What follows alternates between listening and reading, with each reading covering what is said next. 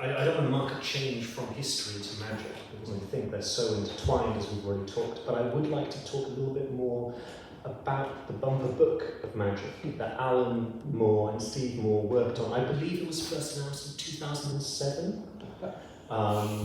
Please do correct me if I'm wrong. And it's all published finally last year, an incredible compendium of essays and art and comics, a variety of different artists working together, among whom is none other than Ben.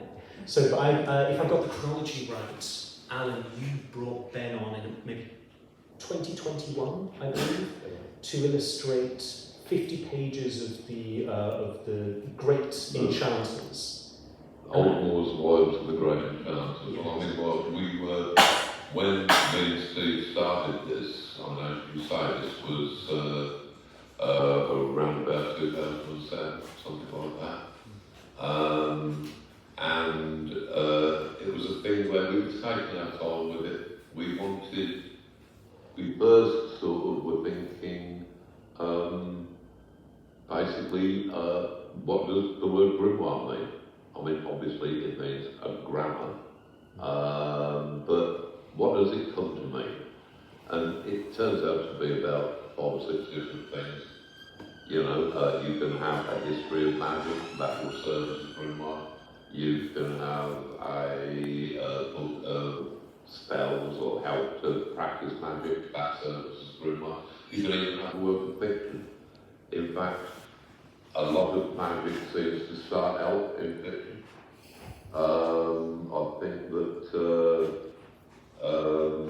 was it McGregor Mather? He had been inspired by Bulwer Lytton's fictional hero, Zanoni. Yeah. He got his wife to call him Zan, apparently. And right the way back to the first witches. The first witch was a fictional one. It was, this would be Medea. She was riding through the sky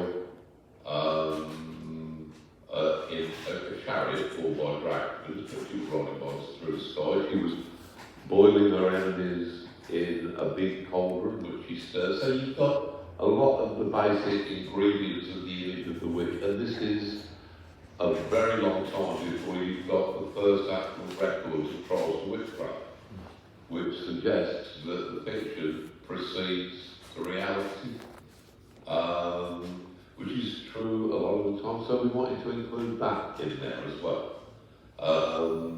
And we got it all pretty well worked out around about 2007, and we were working on it. And when Steve died in 2014, we had just got the draft of the final concluding essay completed. We were just going to, I was going up there on the weekend when he died to just go over some last final points, but essentially we got it done.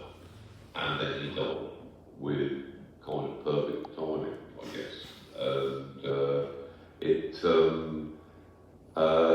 then we realised that we hadn't actually got any artists, which was, we'd always been, you know, because we weren't artists, so we thought, well, if we get it all written, then we can sort out the artists later. And one of the central bits of it was the Old Moore's Wives of the Great Enchanters, where we had what we thought was a pretty good history of magic told through its central figures, be they real or imaginary. We hadn't got any idea as to who would draw that, but then when I got in touch with Ben through other sort of other reasons, we came into contact with each other, and I thought that Ben looked like an excellent choice because we had elements of humour in the Lives of Great Enchanters because it's difficult to look at a and keep a straight face.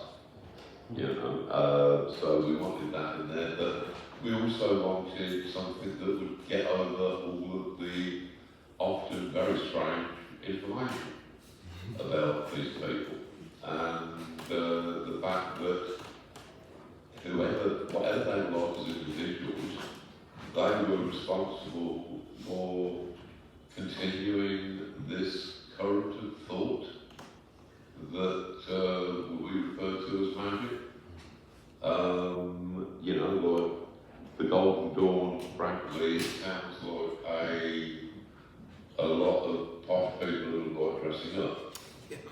However, it has to be said that they did manage to come up with a very elegant synthesis of then some great scholarship and came up with some very beautiful ideas,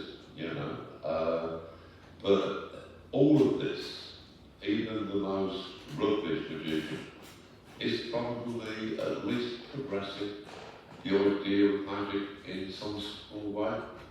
So Ben was the perfect choice for for capturing all of these wildly different periods with a lot of the research stuff that Steve was including in some of the scripts, because Steve was much better at that than I did him. So he was actually putting in some of the visual references into the scripts that he was doing. And we couldn't have been more close to the outcome. It's what we would have wanted. And if I could say that the art that Ben has done for the Lives of the Great Enchanters is really wonderful and funny and odd in all the right places. Some of the 50 great enchanters, if I could read a slightly cribbed list: Circe, Medea, Hermes Trismegistus, Pythagoras, Simon Magus, Faust, Paracelsus, John Dee, Swedenborg, Blake, Cagliostro, Francis Barrett, Helena Blavatsky, Crowley, Gurdjieff, Austin Osman Spare, Dion Fortune, Lovecraft, Burroughs, and coming at number 48, Ian Sinclair. The great enchanter number 48 is with us in the room. That's one of the imaginary ones. How does that feel, being in that certain crowd? A little bit strange and a little bit terrifying, because I'm depicted actually as a sort of witchfinder general, burning Mrs. Thatcher. So it's quite on theme with the Salem. I think this must have been kind of day off from Salem. I appear as a Salemish witchfinder. But the real detail, the detail is so superb. One of the things was when I was born in 10 years before Alan in Cardiff, in a blitz attack on the docks there. I was reluctant to sort of join the dance. I was a blue baby, I didn't breathe, and my father came in to visit my mother, brought some books and dropped this book on my head, which was a detective story called Crackerjack. And I screeched, and that got me going, and I was like in that used book world the rest of my life. But Ben actually found the design that was on the cover of that book, and I've said I've never come across that book in all my years of scavenging and book dealing. The book has never appeared, and yet here it was in Ben's drawing. And that's a real pinpoint through the mantle of reality. It's something alarming. I was saying downstairs before we came on that I hope now I do not ever find that book, because if it gets into in terms of me being a comic strip, that's obviously the last panel. I'd like to postpone it for a while yet.